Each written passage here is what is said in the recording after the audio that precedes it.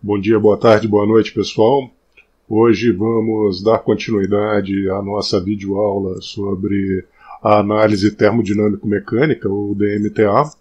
Nessa segunda videoaula, nós abordaremos as principais relaxações primárias e secundárias observadas por essa técnica. Pessoal, tem bastante conteúdo. Assistam com calma, quantas vezes vocês precisarem.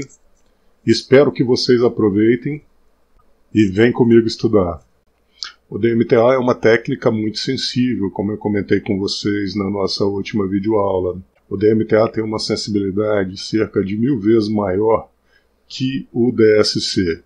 Então, com isso, nós passamos a poder observar relaxações secundárias que são muito mais sutis do que as relaxações que nós estávamos acostumados a ver até agora. Essas relaxações secundárias acontecem em temperaturas inferiores às da temperatura de transição vítrea. Quando nós olhamos para essa figura, nós observamos a temperatura na abscissa e o volume na ordenada. Essa linha representa a temperatura de transição vítrea da amostra. Reparem que o volume da amostra após a transição vítrea aumenta de forma significativa, porque o espaço entre as macromoléculas aumenta, já que elas ganham mobilidade. Por outro lado, se nós observarmos antes da temperatura de transição vítrea, é possível perceber que existem ainda espaços ou volume livre nesses materiais, mesmo eles estando mais bem empacotados. E, após a TG ou antes da TG, esse volume livre vai permitir que a molécula possua ou apresente movimentos internos.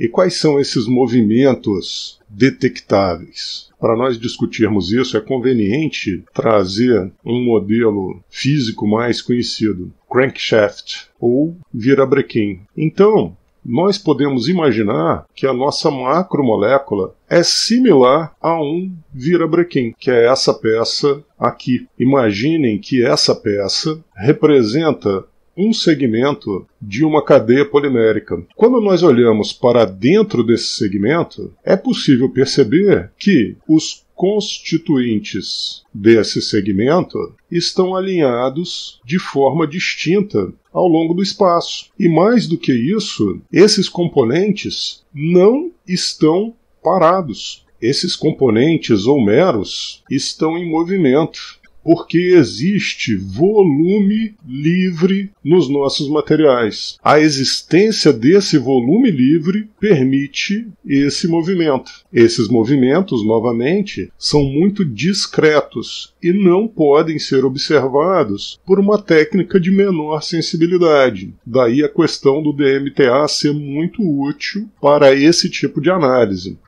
Vamos olhar as nossas moléculas mais de perto. Essa figura mostra dois segmentos de cadeias poliméricas. Um segmento de uma cadeia linear, sem grupos pendentes, e um segundo segmento de uma cadeia também linear, mas com grupos pendentes. A cadeia linear sem grupos pendentes pode apresentar uma série de movimentos: estiramento e compressão, rotação, entre outros. Nessa segunda cadeia, linear com grupos pendentes, nós podemos ver uma série desses movimentos representados. Movimentos de estiramento, de flexão e de rotação. Vamos falar então a respeito das relaxações detectáveis. Vamos tomar como ponto de referência a temperatura de transição vítrea. A temperatura de transição vítrea aqui é chamada de T-alfa, que corresponde a uma relaxação primária, dada a sua magnitude. Mas nós podemos perceber que em temperaturas inferiores a Tg ou T-alfa, existem também relaxações. E essas relaxações são denominadas T-beta e T-gama, podendo ainda existir outras relaxações, como por exemplo uma T-delta. Vamos falar um pouco a respeito de cada uma dessas relaxações secundárias. A T-gama é uma relaxação ocasionada por movimentos localizados de estiramento e flexão de grupos laterais. É também uma relaxação que está associada com a presença de água nas macromoléculas mais polares.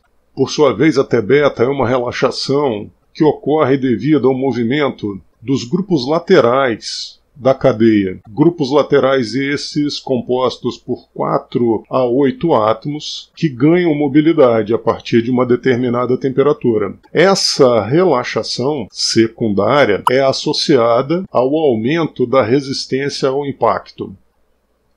A Tg ou T-alfa é a temperatura a partir da qual toda a porção amorfa do material macromolecular ganha mobilidade. Essa é uma relaxação primária. T'' é uma relaxação que ocorre em alguns polímeros amorfos, onde os movimentos de segmentos coordenados da fase amorfa geram uma redução da viscosidade. T-alfa estrela ocorre em polímeros semicristalinos, onde um escorregamento de cristais produz uma queda do módulo. Essa também é uma relaxação primária. O platô borrachoso é uma condição altamente elástica, capaz de produzir alongamentos maiores que 500% nos materiais elastoméricos, ou seja, materiais que apresentam reticulações ou, em alguns casos, emaranhamentos. E por último, a temperatura de fusão, onde toda a coerência espacial é desfeita, já que o material fundiu, e é uma outra relaxação primária.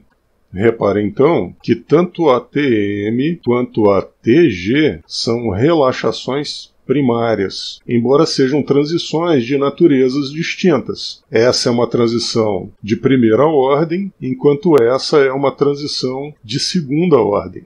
Vamos usar agora o polimetacrilato de metila como exemplo para o estudo das relaxações detectáveis. Imagine a nossa amostra de polimetacrilato de metila resfriada a menos 270 graus Celsius. À medida que a temperatura dessa amostra aumenta lentamente, em algum momento ela vai atingir a temperatura de menos 269 graus Celsius. Nessa temperatura ocorre o movimento microbrowniano do grupo metila, do grupamento pendente, ou seja, esse grupo metila ganha mobilidade.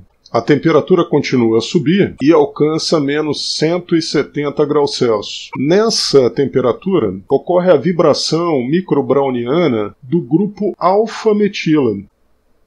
A temperatura continua a subir e chega a menos 100 graus Celsius. Nessa temperatura são observadas as relaxações beta-W. Essa relaxação beta-W é associada à presença de água absorvida na amostra de PMMA.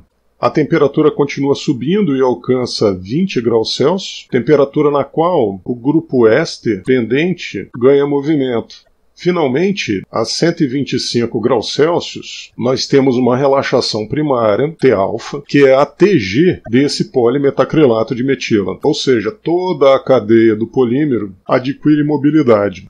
E já que nós estamos falando dessa relaxação primária tão relevante que é a Tg, vamos pensar nas maneiras pelas quais nós podemos determinar a temperatura de transição vítrea usando o DMTA. Essa figura mostra na abscissa a temperatura em graus Celsius, na ordenada esquerda o módulo e na ordenada direita a tan delta. Descobrir a curva relativa ao E' é fácil. Essa vai ser a única curva que apresenta apenas queda do módulo elástico. Reparem que nesse caso, da determinação da temperatura de transição vítrea usando E', nós podemos utilizar aquela métrica conhecida que nos permite encontrar uma temperatura extrapolada para esse evento. Por sua vez, a curva de E2' apresenta picos. E a temperatura de transição vítrea pode ser tomada de forma extrapolada no início da relaxação ou no máximo da relaxação.